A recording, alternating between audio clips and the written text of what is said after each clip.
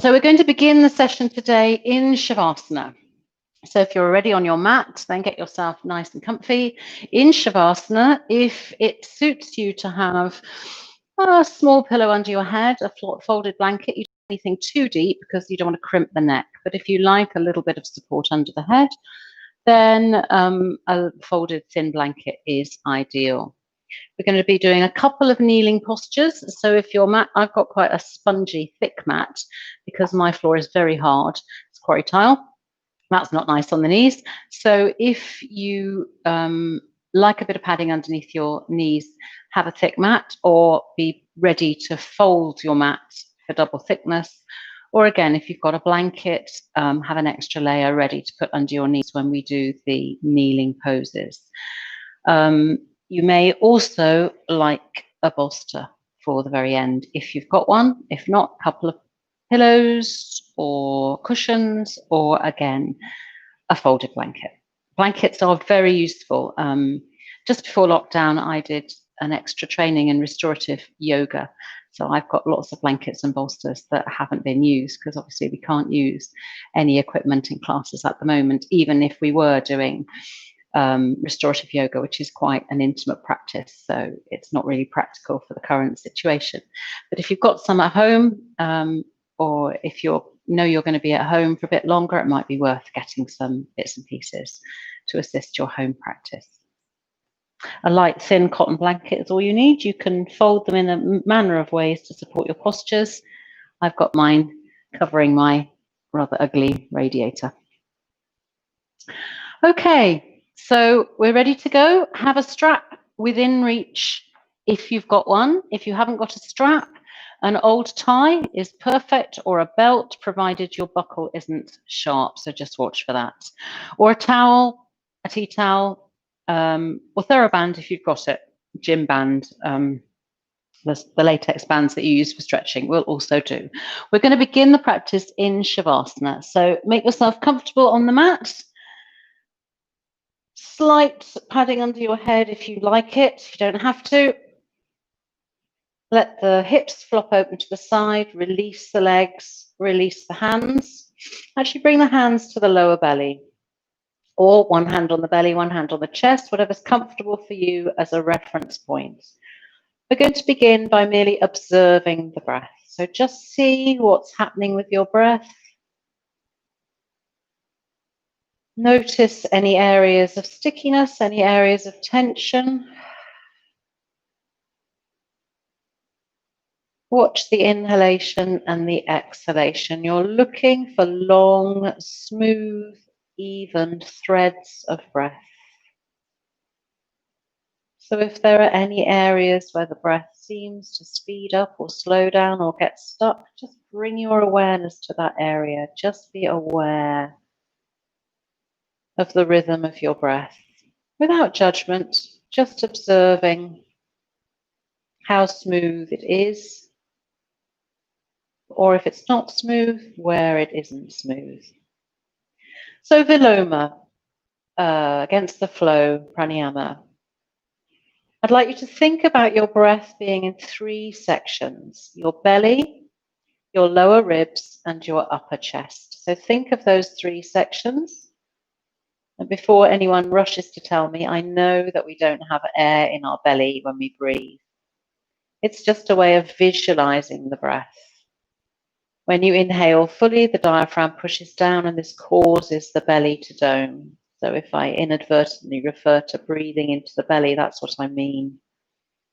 Is being aware of the muscular movement in the abdominal region when you take a deep breath. And the muscles, the diaphragm, the main muscle of breathing, supports that breath. So be aware of an expanded belly, expanded lower ribs, and an expanded chest when you breathe. Now Viloma. So I'd like you to inhale, inflating the belly, and then hold for 2 or 3 seconds. Without releasing the breath, inhale again into the lower rib cage and hold. Without releasing the breath, inhale again. Inhale into the upper chest. By now you'll feel like you're bursting. And then slowly exhale fully. Take a couple of normal breaths here, just to let go of that. We'll have a couple more goes. As I said in the introduction, if it doesn't suit you to do it, don't do it. But give it a go if you can. Inhale, belly inflates. Hold. Inhale again. Rib cage inflates. Hold. Inhale again. Collarbones lift. Hold. Exhale.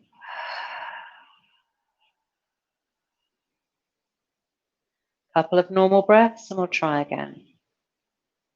Inhale, belly domes. Hold. Inhale again, lower ribs expand. Hold. Inhale into the upper chest, collarbones lift. Hold. Exhale. Make sure you exhale fully. Couple of normal breaths, and this is the last one. Inhale, belly. Hold. Inhale, ribs. Hold. Inhale, upper chest. Hold. Release.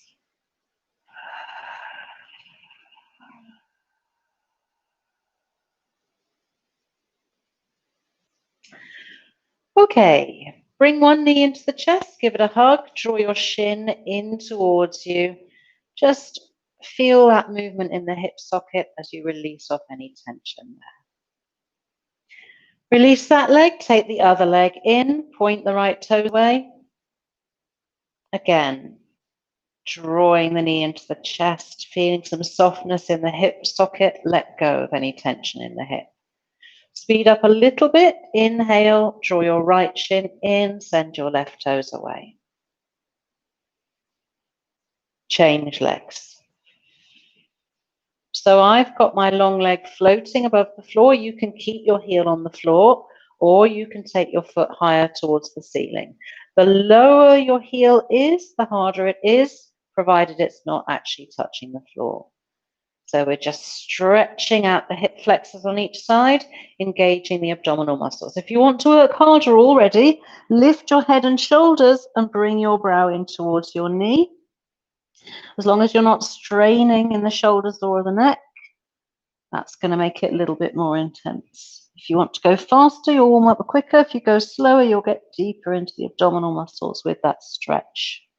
So keep alternating side to side. This is Muktasana. Take a couple more breaths here. Should be feeling it in your abdominal muscles and not in your hip flexors. Light in the upper body. So if you're feeling tension here, just come down to the mat. You shouldn't be gripping for grim death with your arms or crimping at the neck. Make sure you've done an even number on each side and then relax the head and shoulders down onto the mat and hug the knees into the chest. Reach for your strap if you've got one. Bring your left foot to the floor and loop the strap around the ball of the right foot. So we're going to have a hamstring stretch here, drawing the toes towards the face if you can. Maybe taking the strap in your right hand and placing your fingers on your left hip. You can stretch the left leg away if you want to. If you don't need the strap, or if you haven't got a strap, hold on to the back of your thigh or the back of your calf, but avoid holding on to the back of the knee. If you've got gorilla arms, you might be able to take your peace fingers around your big toe in yogi toe lock, and that will assist you in bringing your toes overhead. Flexing through the heel, active through the back of the leg. Tiny, tiny bend in the knee. You don't want to be locking out there or hyper-extending. If you are hypermobile, you want to make sure that that's soft. Inhale, exhale, draw a bit closer. Don't take any tension into this arm. This should be nice and soft. The stretch is going on here. Make sure you're still breathing deeply. Make sure those abdominal muscles are still involved in your breath. One more breath here. Then lose the strap, hug that knee into the chest, draw the left knee into the chest, roll gently from side to side, and change legs. Right foot comes to the floor, left foot comes to the ceiling. Use your strap around the ball of your foot if you've got one, or a towel, or some TheraBand, or whatever you can improvise with. If you're holding on, not the knee. Stretching out that other leg if you want to, nice and soft in the arm. Head and shoulders relax on the mat. So all we're stretching here is the back of that leg. Try and make sure that nothing else is getting in on the action.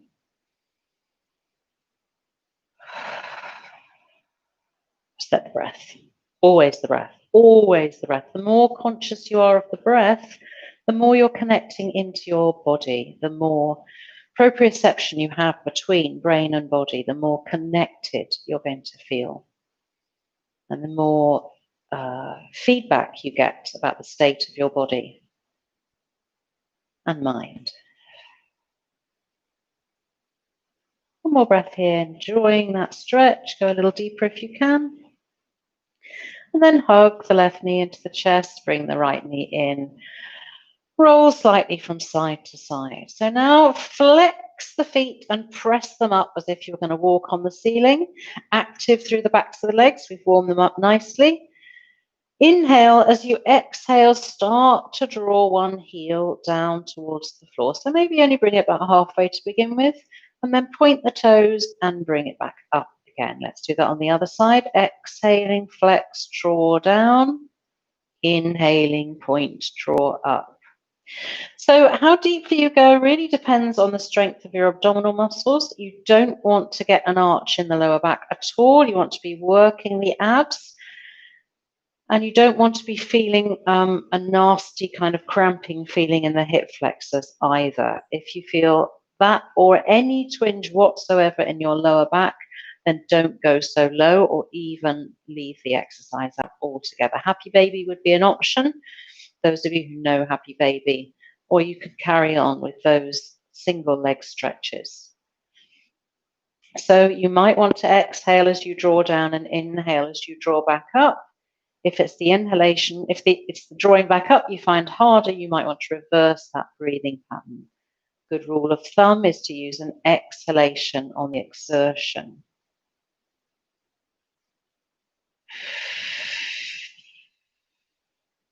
So keep going with that. If you're strong, if you know your abs can take it and you want to have a go at the double legs, use your hands, press them into the mat to give you some extra support here. And the moment you feel a trembling or the lower back wants to rise, then don't go any lower. It's not worth it. Look after your lower back. You're meant to be working your abs here, not straining the lower back. So only go as far as is comfortable for you. This is quite an intense exercise. And don't go all the way to the floor, because if you touch the floor, everything turns off. You want to keep working within your range. So if you're doing the doubles, make this your last one. If you're doing the singles, make sure you've done an even number on each side. Hug the knees into the chest, take a little circle, draw a little circle with your tailbone on the floor, and then change direction, go around the other way. Hold on to the backs of your legs and start to roll up through your spine. So make sure you don't come onto your head, but between your shoulder blades and your coccyx, see if you can get a nice movement, rolling up and down. And again, you want to make sure you've got plenty of padding underneath you. If your mat's not spongy, then maybe give it a miss or stick a blanket underneath. Then we're going to roll up to seated and stretch the upper body now. So sitting up in any seated position, wherever you're comfortable, it doesn't matter as long as you can sit with your back nice and long. You can sit on a block or a cushion if that gives you a little bit more support for the hips, or you can put your back up against a wall. Actually, no, don't put your back up against a wall because we're going to round the spine. Take your hands together, clasp them, put the right thumb on top. Exhale, draw your knuckles towards me and round your spine. Inhale, draw the hand in, flip the palms and stretch them up overhead.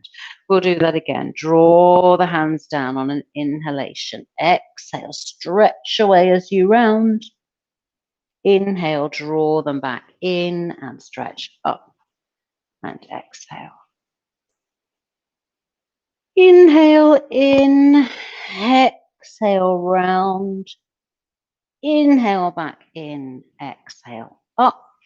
Now release the hands, reclasp them behind, still with the right thumb on top. Draw your palms together and open your chest, drawing the knuckles back towards the back wall. Quite a strong stretch for the upper chest. From here, bring your both hands to your right hip. Tuck that right elbow in if you can and look over your right shoulder.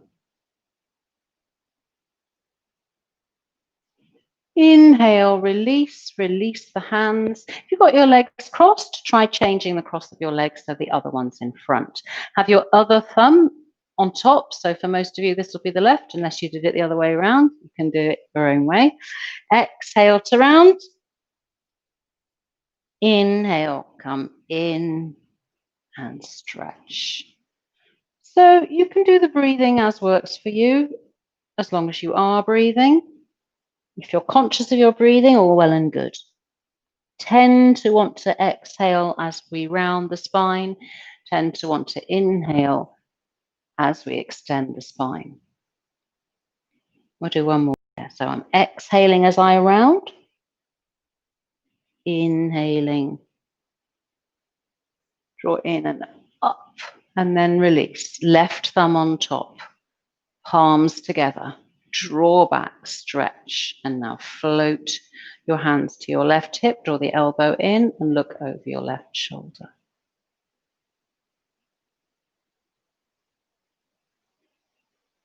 Inhale and release. So we're coming up to standing now at the front of your mat. Clear your mat of any obstacles because we're coming in flow sequence.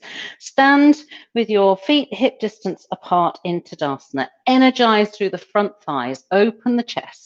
Draw your shoulder blades together at the back of the body, palms face forward. Bend the knees, inhale, take the arms up and over, press the palms together. Exhale, come into a forward fold. So if you can, get your peace fingers around your big toes in yogi toe lock. If that's not possible for you, just float your hands to the floor. We're going to inhale and draw the crown away from the tailbone, come into a flat back stretch. And we're going to exhale, draw the elbows out to the side and use your fingers, if you've got them around your toes, to bring your chest a little bit closer to your thighs. Inhale for length here. Exhale, fold.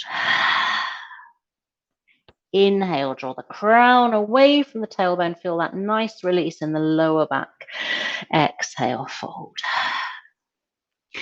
Press the hands into the mat. Inhale, take your right leg to the back of your mat. Energy through the back foot. Press into both hands. Take your left foot back. We're in plank. Draw your knees, chest and chin down to the floor, keeping your bottom high, and then slide forward into Bhujangasana. You'll be familiar with these moves if you've been to class before. Exhale, downward facing dog. Inhale, draw your right leg forward into a lunge. Help it if you need to. Make sure it gets all the way there. Make sure that your knee is not forward of your foot. Exhale, bring the left foot in to meet it. Forward fold. Inhale, deep knee bend. Arms up and over. Exhale, hands to heart center. We're going on the left now. If you're new to yoga, you might be finding this a bit fast. I'm sorry about that. Take your time. Follow on when you can. Inhale, up and over. Exhale, come into a forward fold. Inhale, take the left leg back into lunge. Retain the breath as you take the right leg back to meet it in plank. Exhale, knees, chest and chin, or take chaturanga if it's in your practice. Inhaling as you come into Bhujangasana or upward facing dog. We exhale into downward facing dog. We inhale, we take the left leg forward into a lunge. Square off the hips. Exhale, bring your right foot into forward fold. Inhale, up and over. Exhale, hands to your heart center. Now we're going to add on. Inhale again. Exhale, come into your forward fold. Inhale into your right leg lunge. This is where it changes. Exhale, bring your right heel down.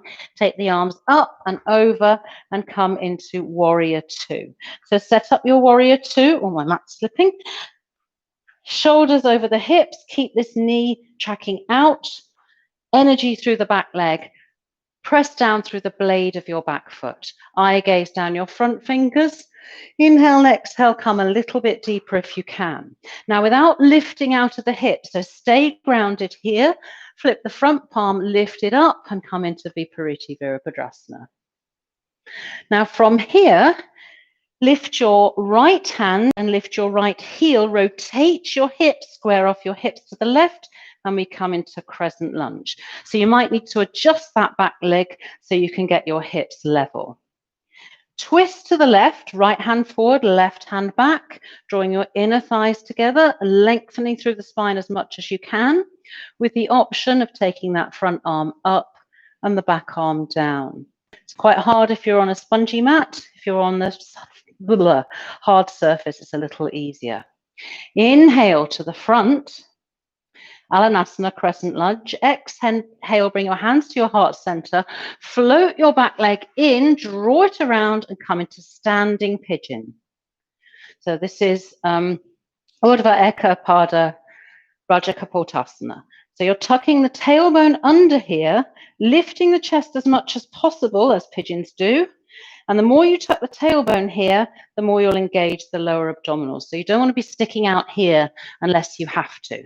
You want to be as upright as you can be. Chest open. Hold it here if you can. On your next inhalation, we're going to unwrap into Warrior 3. If you've got a wall to hold on to, or conveniently placed piano, then hold on to that. Square off the hips as much as possible. It's not really convenient, it's far too near my head. You want to stretch your arms out if you can. Square off the hips so that the right hip bone's facing the floor and the heels pressing back. Warrior 3. From here, we're going to float the fingertips to the floor and lift the right leg as high as you can. This is standing split. So send your right foot up to the sky. If this is easy for you, take your hands off the floor and wrap them around that front calf, bringing your head towards your shin. And hold it here if you can for a couple of breaths. On an inhalation, drop your right leg back into lunge and then go through your sequence as before. So we come into plank, retaining the breath. We exhale into knees, chest, chin, or chaturanga, inhaling into upward dog or bhujangasana. We exhale into downward facing dog. We inhale to bring the right leg forward into a lunge. And we exhale to bring the left foot in to meet it. We inhale up and over. Exhale, hands to your heart center. So we've speeded things up a bit from previous weeks. If you're new to yoga and you've come to this video and think, gosh, this is a bit fast, then go back and find some of the earlier ones, particularly in May or early June. They're much slower. Otherwise, yeah, great, let's get going. Inhale up and over. Exhale, fold. Inhale, the left leg comes back. Exhale, the left heel comes down, and we're in Warrior 2 again. So again, you want your shoulders over your hips. You want to bend deeply here. Eye gaze down your front fingers. Vipariti Virabhadrasana. Flip the front fingers. Don't come up out of the hips. Stay low in the pose if you can. And then we're going to draw the left hand round, lift the left heel, adjusting that foot as you need to so that your hips are square to the side. And here we're in Alanasana, crescent lunge. We twist to the right. Right hand comes back, left hand comes forward. Keep the hip girdle stable if you can. Power through that back heel, that will really help. And then you've got the option of taking the arms, one arm up, one arm down. Back to Alanasana, your crescent lunge. Exhale, hands to your heart center, back leg comes in and around, standing pigeon. We're going to stay here for a few breaths. Keep working the tailbone under, chest up, bending in the standing leg. Find your ekagrata, find your single point of focus. Calm the mind. On an inhalation, we're coming into Warrior 3. So stretch the arms away, stretch the foot back. Keep turning that left hip down if you can. You've got the option of floating your hands to the floor. maybe bending the knee more if you need to reach the floor, or you can have blocks here if you've got them. From here, standing split. Foot comes up, hands come down, head comes towards the shin. You can, of course, float your hands off the floor and wrap them around your calf if you want to. That's hard work for your calf muscles and for your ankle, but very good for them. Inhale back into your lunge. Retain the breath in plank. Exhale here, knees, chest, chin, or chaturanga. Drawing forward and through. Exhaling into downward facing dog. Take a couple of extra breaths in downward dog. Stretch away from your fingers. Try and get your heels down if you can. Draw your chest towards your thighs, your bottom high towards the sky. And then on an inhalation, the left leg's going to come forward and the right leg's going to come to meet it. Forward fold. Inhale up and over. Exhale, draw your hands down to your heart center. So now coming down onto your mat in a kneeling position. This is where you'll need your extra padding if your mat's not thick enough. You can have your toes tucked, but I find that puts more pressure on the knees. So either have your toes tucked or flat, your choice. We're coming into Ustrasana, camel pose. So take your hands to your rib cage. Inhale, start to lift your breastbone up to the ceiling and just press lightly into your thumbs to tilt the thoracic spine. You want your rib cage here to lift and open. So watch where your hips are. You want them directly over your knees. Imagine you're pressing your hips into a wall and you're not going to let them slide back. So you engage the buttock muscles, push the hips forward and open the chest. Eye gaze comes to the top of the wall, edge of the ceiling. Keep the chin tucked, don't let the head loll back. Inhale and exhale, find a bit more depth here. Maybe you can float down and find your heels, but don't do that at the expense of your lower back. Keep opening the chest here. Find that space. To come out of it, move one hand and then the other back up to the rib cage. Use your hands to guide your rib cage back up to vertical, and then exhale, sit back on your heels and stretch away. So if your knees are okay, our next pose is Supta Virasana. So you want to, from a kneeling position, turn your calves out and sit your bottom back between your heels. Now, if that's horrible for you, if you've got knee problems at all, take a whole pile of cushions and block and support yourself here. If it's impossible, then come into Baddha Konasana instead. So bringing the soles of your feet together and opening your knees. Otherwise, if you're happy in Supta Virasana, and some people can actually get into this position and stay here all day, I recommend you take a bolster or some pillows or a pile of blocks and see how you feel about opening your chest and floating back. So ideally, if you've got a block here on top of the bolster to give a bit more lift for the head, that's going to be more comfortable. But experiment with your own kit and see what makes you comfortable. Make sure that you've got enough padding underneath you so that you're not feeling any strain in the knees. This is not a stretch for the knees. This stretches out your thigh muscles and opens the chest.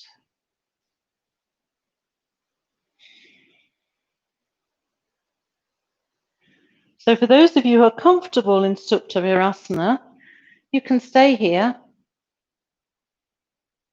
If you're not liking it and you're in Baddha Konasana, then you can come into Supta Baddha Konasana.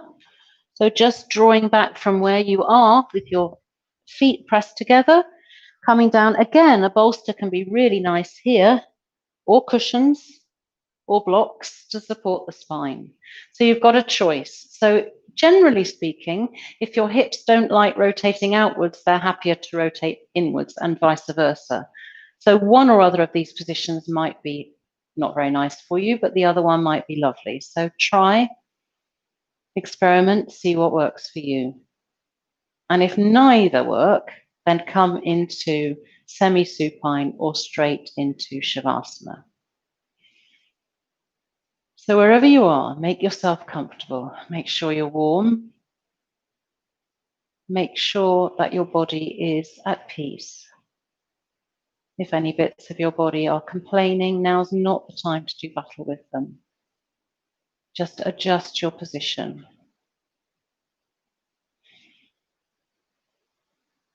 Because if you're uncomfortable, you can't meditate. I think I said this a couple of weeks ago. There are people who can sit in lotus position. There are people who can sit in Virasana and who are entirely at peace with themselves. Others of us start to feel really quite uncomfortable quite quickly. Remember, ahimsa, non-harming, is one of the principles by which yogis are supposed to live. And it's not only about not hurting animals, it's about not hurting all living creatures, including yourself. So if a yogic pose puts you into real discomfort, that's not yoga, that's just your ego battling on through and telling yourself that you must do something that your body is quite clearly saying no to. So listen to your body.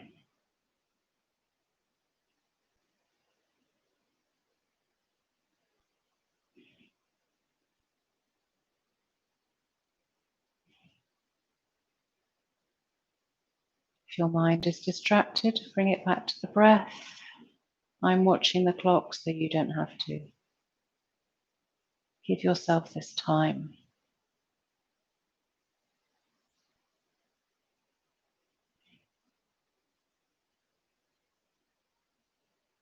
We've done quite a speedy class. We moved quickly through our flow today.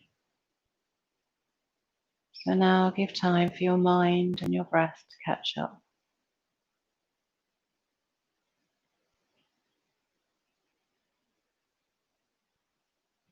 Let go.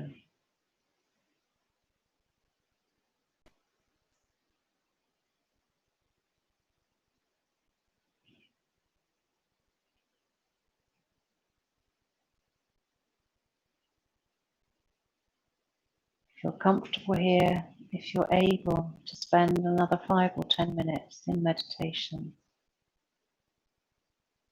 please do so. Please give yourself the luxury of a little time off, a little time away from the worries and concerns of everyday living. Time to be with yourself, to connect with your true self. If you absolutely must go, then gently find a way of unraveling from whichever posture you're in. Rolling gently off your supports and onto the side of the body.